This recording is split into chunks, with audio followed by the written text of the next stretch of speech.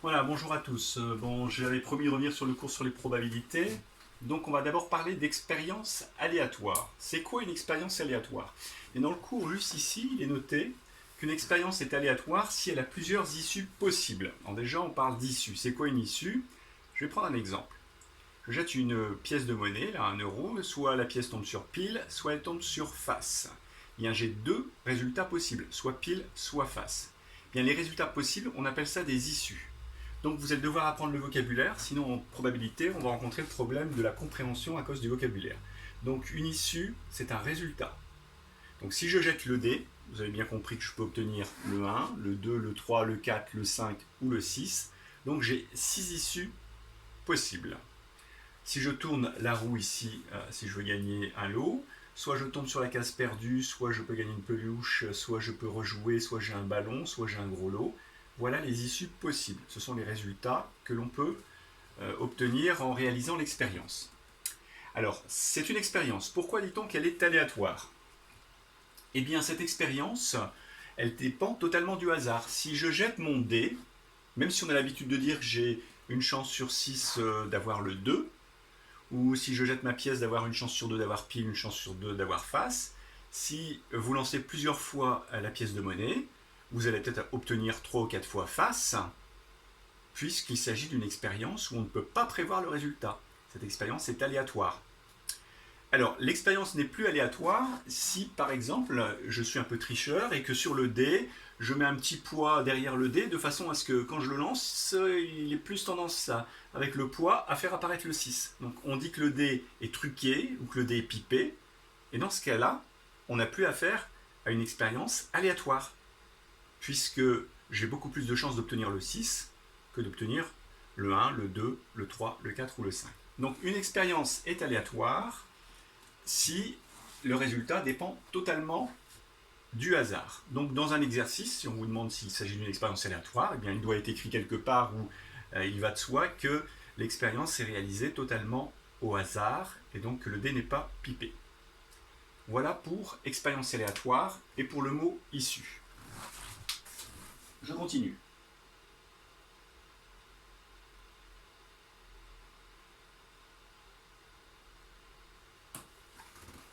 Alors dans cette deuxième partie, on a fait une expérience qu'on pourrait faire ensemble. Vous pouvez vous amuser à le faire chez vous. On a lancé 10 fois un dé dans la première expérience.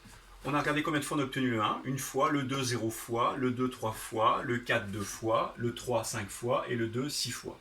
Donc au total, on a fait 10 lancers. On l'a transformé en pourcentage, c'est-à-dire on a donné la fréquence. Alors des élèves m'ont dit j'ai un peu de mal avec la fréquence. Comment je fais pour calculer la fréquence? La fréquence, c'est une proportion. Donc là, en tout, j'ai fait au total 10 lancers. Le 1 est apparu une fois sur les 10 lancers. Donc il apparaît dans la proportion de 1 sur 10. 1 sur 10, si je veux l'avoir en pourcentage, il faut le mettre sur 100.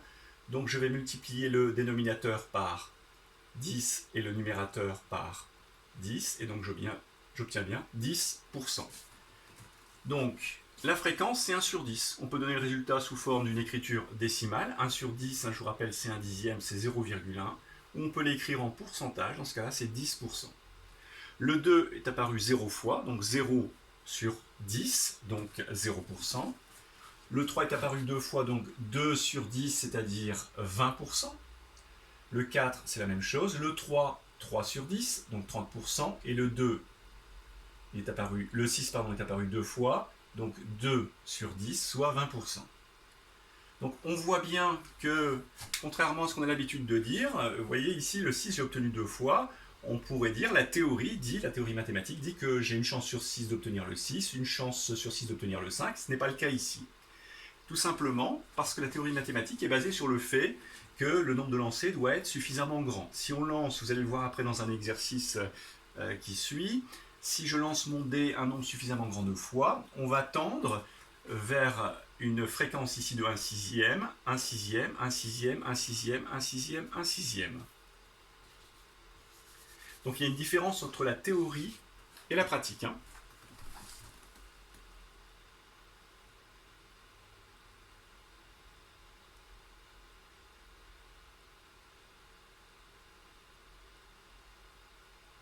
Alors, pour réaliser un nombre de lancers important, on peut utiliser un tableur. Vous voyez, là, le tableur a été utilisé de façon à faire 2000 lancers. Vous pouvez vous amuser chez vous à programmer votre tableur pour faire un nombre important de lancers.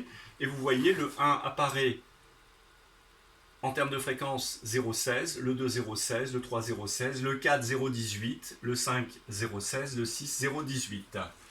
Ce sont bien sûr à chaque fois des valeurs approchées. Au total, on obtient bien un total de fréquence égal à 1.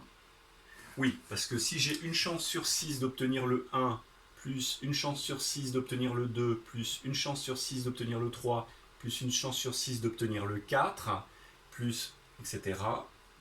1, 2, 3, 4, 5, 6, j'ai 6 fois 1 au numérateur sur 6, c'est-à-dire 6 sur 6, autrement dit, c'est-à-dire j'ai l'unité. Au total, mes fréquences doivent faire 100%, puisque j'ai fait 2000 lancers. Ici, je dois avoir 2000 sur 2000. Ici, pour obtenir le 0,18, pour ceux qui ont un petit peu de mal à calculer les fréquences, quel calcul j'ai fait? Eh bien, j'ai fait 350 sur 2000. Ici, 315 sur 2000. Ici, 361 sur 2000, ça donne 0,18. Voilà, valeur approchée. On voit que lorsque je fais 2000 lancers, ça se rapproche de 0,17. Conclusion, il y a une chance sur 6 d'obtenir une phase précise, autrement dit 1/6. Et 1/6, vous voyez, c'est 0,16,7. Si on arrondit au centième, on voit bien que ça fait 0,17. On se rapproche de la valeur qu'on avait trouvée avec 2000 lancers, valeur générée par l'ordinateur. Donc on a à peu près, on dit que la probabilité d'obtenir un certain résultat est de 1/6, écrit sous forme fractionnaire. Alors une petite définition en dessous.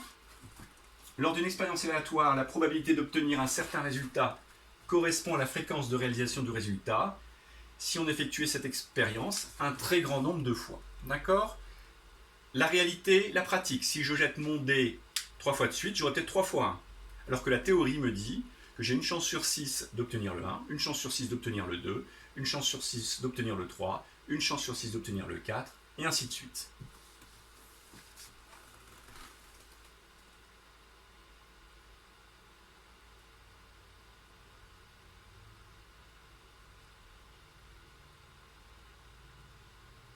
Alors on va parler d'événements. Qu'est-ce que c'est un événement? Eh bien un événement, en mathématiques, c'est une condition qui peut ou non être réalisée lors d'une expérience. Alors on va prendre un exemple. Je vais toujours jeter mon dé. Et puis l'événement que l'on va considérer, c'est tiens, quelle est la probabilité que je vais avoir d'obtenir le résultat 1? Donc pour que l'expérience soit réalisée, je veux obtenir 1. Donc la probabilité, comment je vais la calculer? Eh bien je vais mettre au numérateur le nombre de cas favorables. Là j'ai un cas qui peut réaliser, obtenir 1. Et en bas je mets le nombre de cas possibles. Le nombre de cas possibles, eh bien il y a 6 résultats, 6 issues possibles. Donc la probabilité sera 1 sur 6. Quand il n'y a qu'une issue possible, l'événement porte un nom particulier, on précise, c'est un événement élémentaire. Événement élémentaire parce que mon événement ne contient qu'une seule issue. Obtenir 5 sera donc un événement élémentaire. La probabilité d'obtenir 5, bien, j'ai une chance sur 6, puisqu'il y a un cas favorable pour obtenir 5 sur les 6 issues possibles. Obtenir un nombre pair. Si on veut calculer la probabilité d'obtenir un nombre pair. Obtenir un nombre pair, c'est obtenir soit 2, soit 4, soit 6. Petite erreur, obtenir un nombre pair, c'est obtenir soit 2, soit 4, soit 6. Probabilité d'obtenir un nombre pair, donc 1, 2, 3 cas favorables sur les 6 cas. Donc une chance sur 2. J'ai simplifié ma fraction. 3/6, je rappelle, j'ai coupé mon gâteau en 6, j'en ai pris 3 parts, donc j'en ai pris la moitié, donc j'en ai bien pris 1/2. On va toujours essayer de simplifier le résultat. Donc la probabilité d'obtenir un nombre pair, c'est 3/6, ce qui est normal, puisqu'il y a 3 nombres pairs, 3 nombres impairs, et 6 résultats possibles, donc une chance sur 2. Obtenir un multiple de 3. Quels sont les multiples de 3? Eh bien, 3 est un multiple de lui-même, il s'écrit 3 fois 1. 6 est un multiple de 3, il s'écrit 3 fois 2. Donc on a 2 issues possibles. Donc les 2 issues possibles, je le note ici en haut, c'est le nombre d'issues possibles sur le nombre total d'issues. Nombre d'issues possibles pour que l'événement choisi soit réalisé. Donc j'obtiens un multiple de 3 dans 2 cas, sur les 6 cas. Donc 2 sur 6 qu'on peut réduire sous la forme 1 tiers. Et vous voyez ici, ce ne sont pas des événements élémentaires, puisqu'il y a plusieurs issues possibles pour que l'événement soit réalisé. Obtenir un nombre plus grand ou égal à 1. Bien, c'est obtenir 1, 2, 3, 4, 5 ou 6. Donc on a 6 cas possibles. 6 cas sur les 6 cas. Donc si je jette le dé, je suis sûr d'obtenir forcément le 1, le 2, le 3, le 4, le 5, le 6. Je suis certain de gagner. Donc on appelle ça l'événement certain. L'événement certain, c'est l'événement où je suis sûr de gagner, c'est-à-dire que la probabilité pour que l'événement soit réalisé doit être égale à 1. Obtenir 7. Sur un dé, je n'ai pas 7 faces.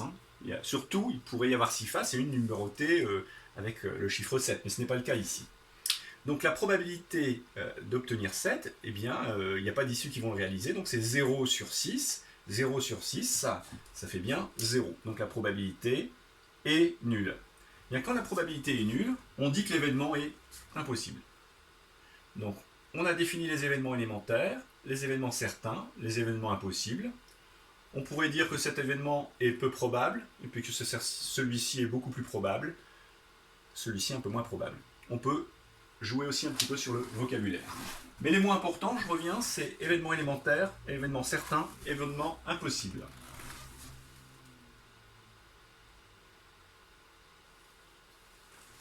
Propriété et remarque.